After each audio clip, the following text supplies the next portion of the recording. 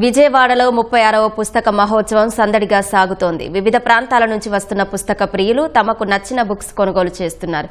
Digital యుగంలోనూ పుస్తకం నిత్య నూతనంగానే ఉందని ప్రముఖులు అన్నారు.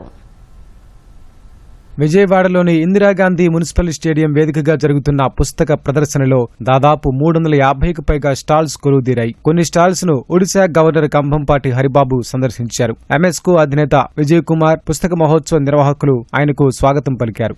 సాంకేతిక పరిజ్ఞానం ఎంత అభివృద్ధి చెందినా కాగితానికి పుస్తకానికి ఆదరణ తగ్గిపోలేదని హరిబాబు తెలిపారు. పుస్తకం ద్వారా చదివినటువంటి తృప్తి మరొక విధంగా రాదు. కాబట్టి పుస్తక ప్రియులు పుస్తకాలు కొని చదువుకోవటానికే ఎక్కువ ప్రాధాన్యత ఇస్తారు.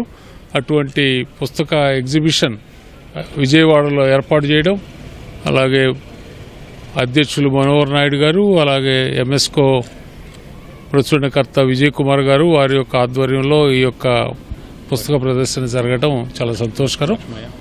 పుస్తక ప్రియులకు అన్ని రకాల పుస్తకాలు ఒకే చోట వారికి కావలసిన ఆసక్తి కలిగిన అంశాల మీద చూసుకునే అవకాశం, కొనుక్కునే అవకాశం దొరుకుతుంది. ఇటువంటి ప్రదర్శనల ద్వారా ప్రజలందరూ కూడా దీన్ని వినియోగించుకోవాలని చెప్పి నేను కోరుతున్నాను. బివి పట్టాభిరామ్ సాహిత్య వేదికపై మాకినేని బసవపున్నయ్య విజ్ఞాన కేంద్రం ఆధ్వర్యంలో మనుస్మృతిలో ఏముంది అనే పుస్తకాన్ని ఆవిష్కరించారు. రచయిత అద్దంకి శ్రీధర్బాబు రచించిన మీరు స్త్రీలు కావచ్చు అనే బుక్ ను ఎమ్మెల్యే మండలి బుద్ధప్రసాద్ విడుదల చేశారు. జీవితంలో ఉన్నత స్థాయికి వెళ్లాలనుకునే వారు ఈ పుస్తకం తప్పక చదవాలని ఆయన అన్నారు.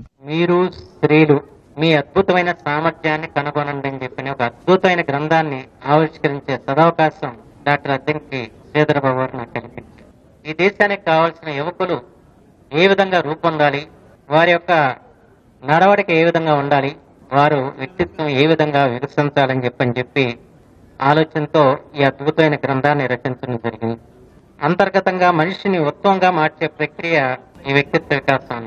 సామాన్య వ్యక్తులు అసామాన్యులుగా మారాలంటే మాత్రం ఖచ్చితంగా మీరు స్త్రీలు మాత్రం చదివి తీరాలని చెప్పి మాత్రం మనం చేస్తాం. ఈ గ్రంథం చదివిన వారందరూ కూడా పట్టుదలగా ముందుకు వెళితే వారు ఉన్నత శిఖరాలను అధిరోహిస్తారనడంలో ఎటువంటి సందేహం లేదు. బుక్ ఫెయిర్ కు పుస్తక ప్రియులు పెద్ద సంఖ్యలో వస్తున్నారు. కొందరు పిల్లలను కూడా తీసుకొచ్చి పుస్తక పఠనంపై ఆసక్తి కలిగిస్తున్నారు. పుస్తక ప్రదర్శనశాలలు రావటం ముఖ్యంగా మన విజయవాడ నడిబొడ్డున ఇంత ఆహ్లాదకరమైనటువంటి వాతావరణంలో దాదాపుగా 350 స్టాల్స్ పెట్టి పుస్తక ప్రియులకు ఇది ఒక పండుగ వాతావరణంలో చూస్తుంటే మనసుకు ఎంతో హాయి కొలిపేటువంటి సన్నివేశంగా భావిస్తున్నాను. బుక్స్ మా అందరికీ చాలా ఇష్టము. మేము అందరం బుక్ లవర్స్. అండ్ మా హస్బెండ్ కూడా బుక్ రాశారు. సో దానికోసం అని చెప్పి వచ్చాము. చాలా హ్యాపీగా ఉంది ఇన్ని పుస్తకాలు చూస్తుంటే. ప్రస్తుతం చూసినట్లయితే బుక్ రీడింగ్ చాలా తగ్గుతుంది. పిల్లలందరూ కూడా ఫోన్స్, ల్యాప్టాప్స్, స్క్రీన్స్, టీవీలకి వీటికి అలవాటు పడుతున్నారు. అందువల్ల పిల్లల్లో పెద్దల్లో కూడా పుస్తక పఠనం అనేది చాలా అవసరం ఉంది. అందుకే మా బాబుని కూడా తీసుకొచ్చాం, ఫ్యామిలీ అంతా వచ్చాం. అందరూ రావాలని కోరుకుంటున్నాం. ఈ నెల 12 వరకు బుక్ ఫెయిర్ కొనసాగనుంది.